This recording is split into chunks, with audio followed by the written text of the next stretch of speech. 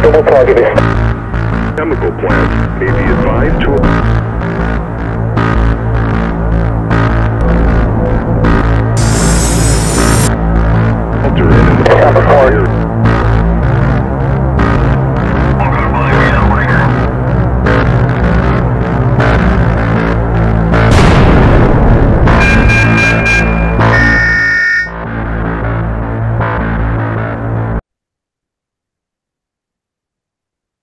Bem-vinda aí, Camila Colasso, bioquímica, farmacêutica, formada pela Universidade Paulista, mestre em toxicologia pela Universidade de São Paulo, USP, FCP, membro do grupo de resposta imediata, GRI, professora também do ciclo de estudos de capacitação na prevenção e enfrentamento das ameaças assimétricas, e NBQR. Bem-vinda, professora Camila. Boa tarde. Obrigada pelo convite. Desculpa pela voz. Bem, estamos vendo aí o tema nosso aí no nosso programa Águias, Lobos e Caos, né? Um dos temas que está aparecendo bastante, né? Já aparecia, né? A questão das armas químicas, né? Vi de exemplo aí, principalmente, teve muito uso na Primeira Guerra Mundial, principalmente, e Síria, se não bobear até hoje, né? E também vem chamando atenção na guerra da Ucrânia, né? Que houve uma política foram faladas, discutidas sobre a guerra nuclear e também uma possível guerra química também, né? Foram discutidos, né? Se é verossímil ou não, nós não sabemos, né? Então, a professora Camila, uma das maiores especialistas, tem um livro que é praticamente um manual de armas químicas, o mau uso da toxicologia, né? Um dos melhores livros já lançados sobre o tema. E, então, professora Camila, fazer a introdução e decorrer aí, vamos desenvolvendo o tema. Bom, as armas químicas, né, são utilizadas basicamente desde que o homem é homem, só que não com a forma de arma química, né, e sim de veneno, que ele utilizava, um conhecimento bem básico, referente à observação que planta que eu como e posso passar mal, ou qual tipo de planta que eu consigo envenenar o meu inimigo, e aí eu utilizava isso para assassinar. A história da toxicologia é toda baseada na parte de envenenamento, que é uma forma de arma química com 888. Tinha também o uso de compostos químicos para caçar, né, para se alimentar, curar, né, lambuzado nas flechas para conseguir se alimentar, e também para guerrear. E aí a gente sempre fala que essa época, né, da pré-história, era uma guerra inocente, né? Era uma guerra onde você pegava uma mandrágora, que é uma planta que tem efeito narcótico, e contaminava o tonel de vinho da tropa inimiga. A tropa inimiga se sentia zonza, conquistar e não ia para a batalha. Não é o que a gente vê hoje em dia. Então, basicamente, desde que o homem é homem, ele busca encontrar compostos químicos com o intuito, sim, de matar, de guerrear, de assassinar, infelizmente. Evoluímos, né, em vários aspectos, em várias questões, mas, mesmo na atualidade, a gente tem a busca da humanidade por compostos que possam provocar a morte ou a incapacitação de outros, né? Então, a gente vê na Síria, desde 2013, 2017, grandes ataques envolvendo arma química, sarin com cloro, enfim. Na Ucrânia, há a suposição de que tem laboratório químico, e aí poderia ter o uso de armas químicas, mas ainda não foi confirmado. Mas o fato é que, mesmo com toda a nossa evolução tecnológica, evolução de conhecimento, ainda buscamos esses compostos químicos para matar o nosso semelhante, né? Ainda estamos nesse cenário. Uhum. E nesse conceito que nós estamos sempre falando no tema armas químicas, né? Acho que muitas vezes, de repente, um leigo não conhece. Arma química, que seria o conceito assim de armas químicas de guerra especificamente, né? E suas características, o que seria o conceito de armas químicas? Arma química não é nada além de uma substância química, de um composto químico, que tem uma capacidade de provocar ou a morte, então ele precisa ser muito perigoso, muito nocivo, muito tóxico, então para causar a morte, ou causar um ferimento, então eu uso uma substância que vai provocar um dano à pele, um dano aos olhos, isso é comum quando isso aconteceu. Na Primeira Guerra Mundial, quando foi introduzidas as mostardas. Então, a mostarda não mata, né? A maior parte do uso, ela não tem a capacidade de ser letal, mas ela tinha a capacidade de provocar danos oculares, a pessoa podia ficar cega, as bolhas na pele. Então, quando eu penso em uma arma química, eu posso pensar em utilizar um composto muito tóxico, muito letal, que vai provocar a morte de quem entrar em contato. O sarin é um exemplo desse. Então, eu uso sarin, geralmente eu tenho muitas baixas, né, por morte. Eu posso utilizar ou um composto químico que não provoca morte, mas que ele vai provocar um efeito nocivo, né? Ele vai provocar um ferimento, algo desse tipo. Ou eu posso utilizar um outro composto químico que ele não vai ferir, ele não vai matar, mas ele vai alterar a parte cognitiva da pessoa. Tipo, ele vai provocar uma incapacitação dessa pessoa. Então, pensando em guerra, foi tentado uma série de compostos serem empregados como incapacitantes, porque eu não preciso matar o meu oponente, mas eu preciso fazer com que ele fique fora da casinha, como se diz, né? Fora da casinha e não consiga combater. Basicamente isso. Então, arma química é uma substância química que tem ou uma toxicidade, né, por morte, né, letalidade, ou uma toxicidade que vai provocar um ferimento, uma alteração comportamental do oponente, da vítima, enfim. E dando prosseguimento, a guerra química, ela é a guerra química considerada moderna, né? Ela foi introduzida no século XIX, né, com o surgimento de bombas incendiárias de arsênio que liberavam nuvem de fumaça tóxica sobre as linhas inimigas. Fala um pouquinho sobre isso. Se a gente pegar a história, né, a história das armas químicas, a gente começa isso em 600 antes de Cristo, né? O povo ateniense lá na Grécia Antiga utilizava uma raiz que provocava diarreia e contaminava a água do oponente. Então isso já é considerado uma guerra química.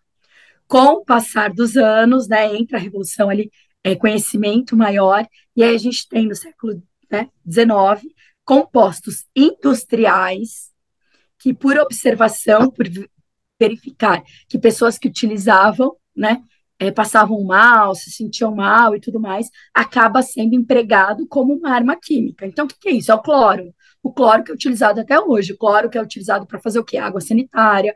O cloro que é utilizado para fazer tratamento de água de piscina. O cloro que é utilizado para N coisas é empregado como uma arma química. Então, foi a primeira arma química bem sucedida na Primeira Guerra Mundial. E quem faz isso é Fritz Haber, que é considerado o pai da guerra química, que ele observa isso e ele introduz isso na Alemanha. A Primeira Guerra Mundial, ela é propícia para se utilizar arma química, porque ela era uma guerra de trincheira, né? Faziam uns buracos, eles ficavam ali, então era uma guerra parada. Eu conseguia saber onde estava a tropa inimiga, projetar pelas condições climáticas, aonde eu lançaria esses cilindros de gás, né? E por conta do vento, essa nuvem de gás seria levada para a tropa inimiga. Então, aí, característica do cloro, ele é extremamente tóxico, sinalado, além de provocar problemas na pele, nos olhos e tudo mais. Então, no primeiro ataque que é decidido usar o cloro, mais de 6 mil soldados morreram. Então, foi extremamente bem sucedido. E aí, começa-se uma discussão. Por que eu posso usar bomba? Por que eu posso utilizar arma de fogo e não posso utilizar uma substância química para matar meu inimigo? Então, essa foi a grande discussão da Primeira Guerra Mundial, e aí todo mundo começa, a França, Inglaterra, Alemanha, todo mundo utilizando compostos químicos, entre eles, além do cloro, né, o cianeto, né, ácido cianídrico, depois o fosgênio, a clorpicrina, agentes eméticos, enfim, lacrimogênios, depois entram as mostardas, enfim, e aí começa a pesquisa, o desenvolvimento. Entre o período entre guerras, os Estados Unidos desenvolveu um centro só para pesquisa e desenvolvimento de armas químicas. Inclusive, cabe até essa pergunta, inclusive, né? Então, o segmento de 1918 a 1939, né? Foi marcado pelo desenvolvimento de novos agentes químicos de guerra e medidas de proteção, né? Que novos agentes seriam esses e medidas de proteção nesse período de É, 1918 a 39? Rapaz. o que acontece na Primeira Guerra Mundial é, começa a se utilizar os gases, né? Cloro, clorpequina, fluogênio, e todo mundo percebe que ele é tóxico por inalação. Então, começa-se a fazer um tipo de equipamento de proteção muito precário, mas focado em cobrir a parte respiratória e evitar que esses compostos sejam inalados. Só que em finalzinho ali, né, da guerra, em 1917, entram as mostardas. As mostardas, elas provocam um dano também para a parte respiratória, mas ela é muito atuante para a parte de pele. E aí eles não tinham essa proteção. Então, ó, eu tenho uma proteção respiratória precária, mas ainda tenho, mas a parte de respiração da pele eu não tenho. A vestimenta que eles utilizavam, né, o uniforme, não era suficiente. Então, quando acaba a guerra, eles começam a pensar em formas de proteção, que é para a parte respiratória e para a parte dérmica. Entre o período entre guerras, né, que vai aí de 18, mais ou menos, aí meados de 37, né, até 36, mais ou menos, a gente tem a Alemanha com alguns pesquisadores de um grupo grande, chamava IG Farben, esse grupo, que tinha várias empresas, né, e tinham pesquisadores, e um desses pesquisadores acaba descobrindo, desenvolvendo um composto químico, sintetizando um composto químico chamado tabum. Mas o objetivo, né, que se encontra em toda a literatura, o objetivo era produzir um inseticida. Mas pela toxicidade que ele apresentou, ele acabou sendo considerado uma arma química, porque provoca morte. Então, aí entra o que a gente chama dos agentes neurotóxicos. Então, começa o desenvolvimento dos neurotóxicos no período entre guerra. Então, o primeiro deles é o tabum, que é chamado de GA, né, pelo A, B, C, D. Então, ele é o A porque ele é o primeiro, e G porque vem de Germany, né, Alemanha. Então, ele vem com essa nomenclatura, GA. Depois, isso foi em 36. Em 38, a gente tem o mesmo pesquisador, que é o Gerard, desenvolvendo, fazendo a síntese do sarin. O sarin, que é usado hoje ainda na Síria, né? Tudo que a gente sabe foi desenvolvido em 38. Então, esses novos agentes no período entre guerras são os neurotóxicos, que só a Alemanha tinha. Também. E você citou aí guerras, e não tem como a gente não citar e não falar da Guerra do Vietnã, né? Que Ah, durou é. bastante tempo, os Estados Unidos, o Vietcong, tudo, né? Que em 1961 a 71 ocorreu a Guerra do Vietnã. E ele chamou a atenção, até você citou anteriormente aí, a questão do uso em grande escala lá do agente laranja, né? Seria praticamente o agente laranja, os seus efeitos, e foram usados outros herbicidas também, né? Teriam sido usados, né? Na Guerra do Vietnã. O Vietnã, ela foi uma guerra diferente das outras, né? A Primeira Guerra Mundial, a Segunda Guerra Mundial, é uma guerra que a gente chama de guerra simétrica, onde eu tinha o meu inimigo determinado, onde eu sabia quem era a tropa inimiga, eu tinha tudo muito bem estabelecido no campo de batalha. Então, eu sabia quem era o meu inimigo. Então, o eixo contra é, os aliados contra o eixo, então, assim, as alianças formadas, então eu sabia muito bem quem era o meu inimigo. A guerra do Vietnã é uma guerra de guerrilha, é uma guerra muito diferente. E os Estados Unidos entram na guerra do Vietnã sem essa visão. Ele entra na guerra do Vietnã pensando que é uma guerra assimétrica, e não é uma guerra assimétrica, uma guerra de guerrilha, uma guerra diferente. Então, ele já tem dificuldade para conseguir esse processo. E aí a gente tem os vietnamitas tendo uma característica diferente de guerra. Eles tinham uma floresta densa, onde eles conseguiam fazer todos os túneis por baixo para conseguir se organizar por baixo, para conseguir fazer ataques e tudo mais. E eles também tinham como, pela floresta, conseguir alimento e tudo mais. Quando os Estados Unidos percebem que ele está numa guerra que ele não consegue entender, porque é uma guerra diferente, e que ele percebe que a floresta alimenta o povo, né, os guerrilheiros, eles decidem utilizar um agente desfoliante. O que é isso? É um produto químico que é tóxico, que mata as plantas, né? Basicamente é isso. É chamado de desfoliante, é um herbicida, então ele vai matar aquilo ali. Então eles começam a fabricar isso, é uma empresa que até hoje está aí, é uma das líderes na área de agroquímicos, e ela começa a sintetizar esse agente, que é a mistura de dois herbicidas. O problema essa síntese, ela gera, né, no processo dela, gera uma substância química chamada dioxina. Essa substância, ela é extremamente perigosa. Teoricamente, eles sabiam disso, mas eles não estavam muito preocupados. Então, eles armazenam isso em tambores de coloração laranja, por isso que é chamado de agente laranja, e eles mandam para o Vietnã para pulverizar em cima da floresta, com o objetivo de matar a folhagem. É isso, um desfoliante mata a folha. Só que eles sabiam, mas falam que não, que tinha esse contaminante, que era a dioxina. Esse composto, ele é extremamente persistente, persistente para a nossa saúde e persistente para o meio ambiente. Então, o que acontece? A pessoa, quando entra em contato, ela começa a ter problemas de pele, muito problema de pele, cloroacne, o nome do tipo de doença de pele que eles provocam.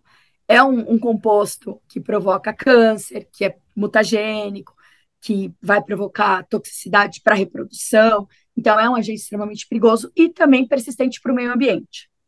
Então, hoje, ainda hoje, mais de 40 anos depois da guerra, a região de Danang, que é uma região do Vietnã, que teve uma base lá e tudo mais, é a maior região do mundo que nascem crianças com deformidades congênitas. Nossa. E essas deformidades congênitas é devido ao agente laranja, que foi utilizado lá em 1960 até 75.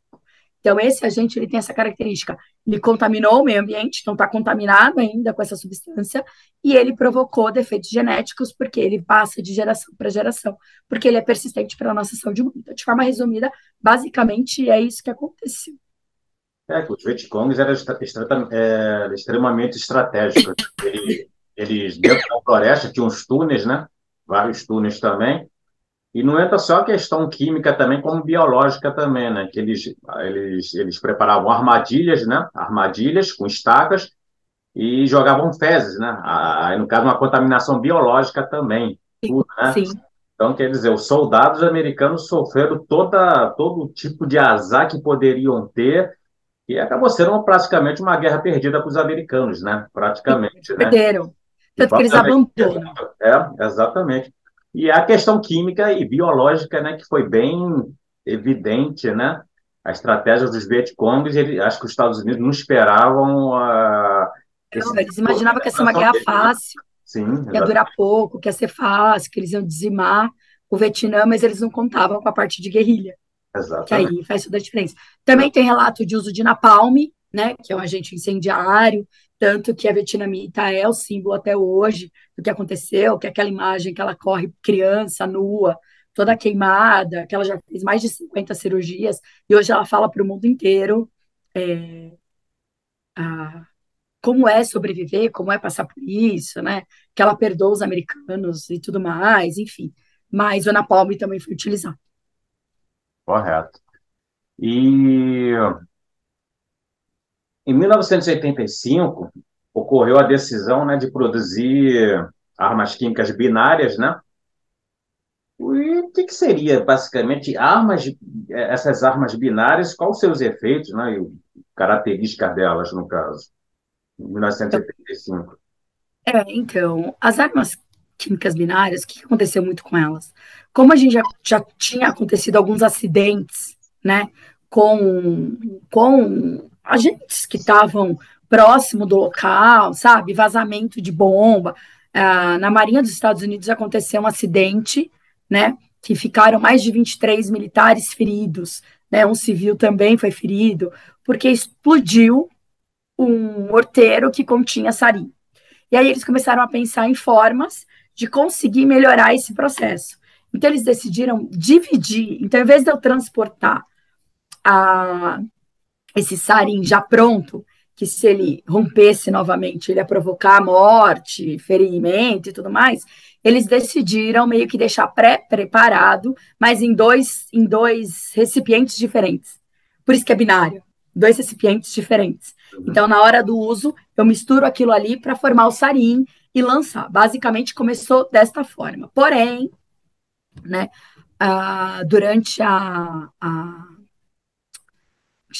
durante a Guerra Fria, né, os ex-soviéticos, né, os ex-soviéticos, eles começam a pesquisar compostos, né, e eles desenvolvem, eles sintetizam, né, substâncias químicas diferentes, né, que aí entra o que a gente conheceu em 2018, Novichok, né, aqui que significa, né, recém-chegados. Então são neurotóxicos novos, né, mas que eles são armazenados dessa forma binária, né? Esse sistema binário, eu consigo fazê-los separados, né?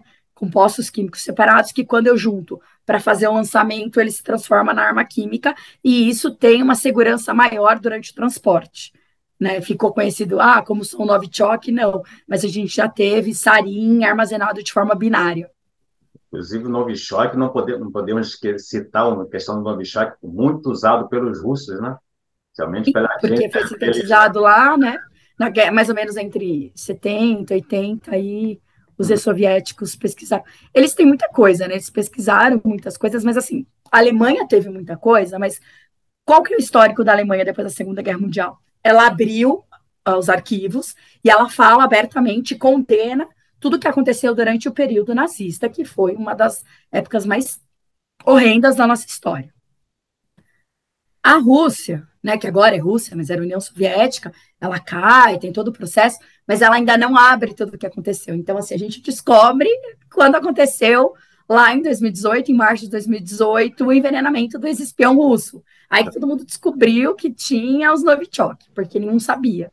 Porque se mantém ainda um sistema autocrata, né, e extremamente fechado. Então, diferente da Alemanha, que faz pesquisa, que mostra e tal, a Rússia não. É que a Rússia sempre é aquela história, sempre negue, sempre irão negar, sempre, Sim. sempre. Apesar Quanto é, durante o governo do Vladimir Putin, a gente já teve vários casos de envenenamento de pessoas que eram inimiga dele, até hoje não fica assim 100%, né, definido. inclusive, roda até um vídeo, um vídeo é muito interessante que ele chama atenção, o vídeo, que você tem alguns chefes de estados e todos, na hora que o Putin oferece a mão para apertar, nenhum deles aperta a mão dele. Imagina sem dar uma aguinha, um chá. Mas todos se negam a apertar a mão dele. Ninguém aperta a mão dele. Quer dizer, que muitas vezes pode haver uma contaminação por ali, né? Sim. Eu sei que o governo americano faz isso, né? Que existe uma película na mão que protege, o presidente americano usa, talvez outros países já façam uso também, tudo, né? Principalmente multidões, tudo. E você pode ter um envenenamento através da mão, né? Não, com certeza. Então, quer dizer, é A gente complicado. tem contaminação por vírus, Exatamente. por objeto, imagina por substância química. Exatamente. Porque tem vários vírus que morrem, a depender do tempo, no meio ambiente. Né? Em 17 de junho de 1925, foi assinado o Protocolo de Genebra, né? E até esse protocolo refere à questão química, né? Armas químicas, tudo. Fala um pouquinho sobre isso. O que aconteceu com o mundo?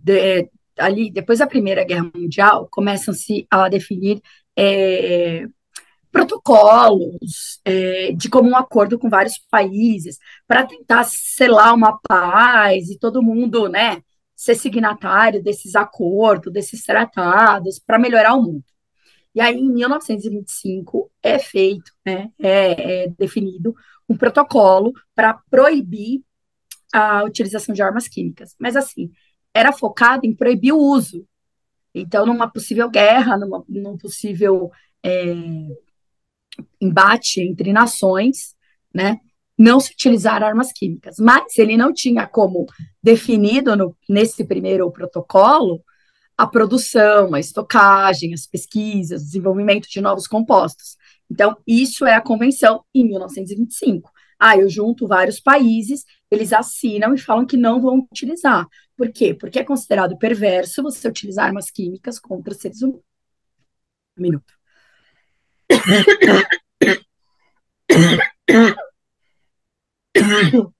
Você vai conseguir cortar isso? Vou tentar aqui. A menina lá corta.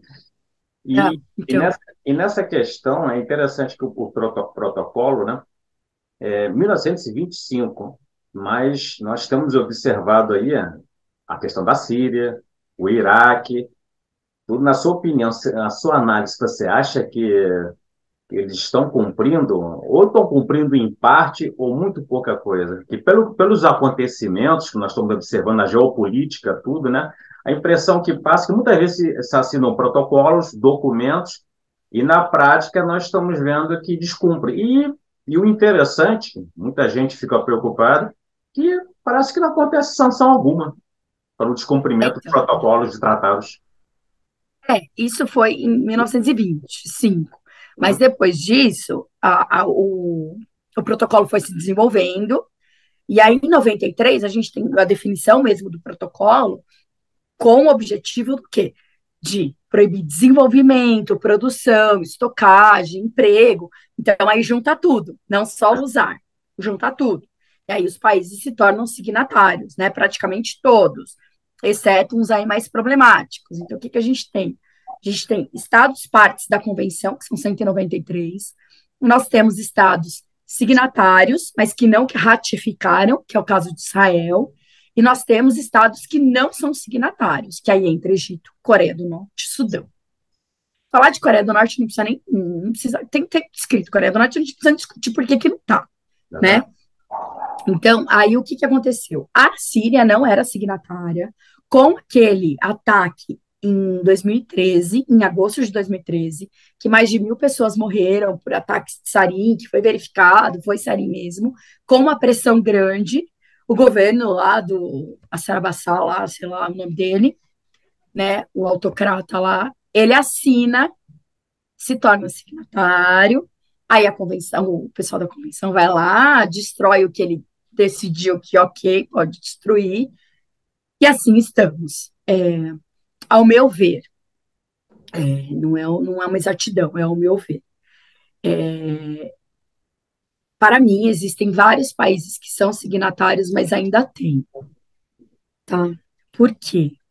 Porque as armas químicas, elas não precisam de infraestrutura absurda para serem desenvolvidas, elas não precisam de muito dinheiro. Então, assim, uma pessoa que conhece um pouco de química, pessoa que conhece os efeitos tóxicos e tudo mais, consegue fazer algo simples e utilizar. Então, é difícil esse controle. Então, assim, a nação, ela até firma esse acordo nas coisas assim que tem esse objetivo, mas a gente sabe que, infelizmente, tem fácil acesso, tem fácil infraestrutura para o desenvolvimento. Então, infelizmente, pode acontecer de pessoas fabricarem. Um exemplo prático, quando já teve a Copa do Mundo, as considerações finais suas. Gostaria de agradecer o convite. É um assunto que é de extremamente importância. Eu me dedico bastante a ele. Acho que as pessoas precisam conhecer e saber que, infelizmente, é, eu sou toxicologista, eu trabalho como consultora e o meu objetivo como toxicologista não é desenvolver armas químicas. Na verdade, o nosso objetivo como toxicologista é fazer a predição, né? Fazer a parte da prevenção, né? Mostrar o que é perigoso para as pessoas evitarem a exposição. Então, é esse o nosso grande objetivo. Mas a gente sabe que a pesquisa ainda para encontrar substâncias que são tóxicas, né, que podem se tornar novas armas químicas, ainda continua, o que é muito lamentável e lastimável. Essas armas químicas, por terem um custo muito baixo, requerer infraestrutura muito básica, ainda acaba sendo uma forma de uso, né? Tem ainda uma forma de uso que é muito complicado, né? Eu, como Camila, né? Para mim, nada justifica o emprego de armas químicas, né? Para mim é uma monstruosidade. Então, assim, é condenável por qualquer aspecto, seja ele filosófico, seja religioso, seja político, seja moral, seja ético, qualquer um eu condeno, tá? Acredito ainda que as armas químicas permanecem como uma ameaça, né? E todo o nosso esforço é para gerar conhecimento, para fazer a predição da toxicidade desses produtos químicos, desses agentes químicos, pensando no risco, né, em estabelecer qual é o risco e evitar que isso aconteça, e não, né, fazer com que pessoas utilizem essas substâncias contra os seus semelhantes, né? Então, para mim, nada justifica isso. Então, só para ficar claro, né, que por mais que eu estude isso, eu condeno de forma absurda o que acontece e o objetivo de passar o conhecimento é para as pessoas entenderem como é monstruoso isso e saber, né, o que ainda existe e evitar, né, que isso permaneça. Exatamente. E a união de todos os professores lá do GRI, você faz parte, foi aluna também, todos os membros são especialistas, né? Experiência nacional e internacional. O GRI, o curso em si, foi o objetivo de integrar conhecimento, várias experiências. Hoje nós atingimos 16 estados, origem de 16 estados, professores, alunos e 5 países, né? Isso já tem colhido bastante resultados, né? Então, acho que o grande passo inicial é um trabalho de formiguinha, mas estamos avançando bem mais do que nós esperávamos e acho que é uma parceria que nós estamos aí fazendo com a sociedade em prol da paz e principalmente da vida. Gostaria de agradecer, pedir desculpa, porque eu estou afônica. Não, problema algum. Agradeço novamente pela excelente exposição aí, que foi uma senhora aula, de novo, para variar. E seguimos em frente e teremos outras lives futuras aí, tudo. E o nosso curso, a próxima edição do nosso curso aí também. Aqui. Então, agradecer mais uma vez, professora Camila Palácio. Obrigada. E estamos aí à disposição. Obrigado.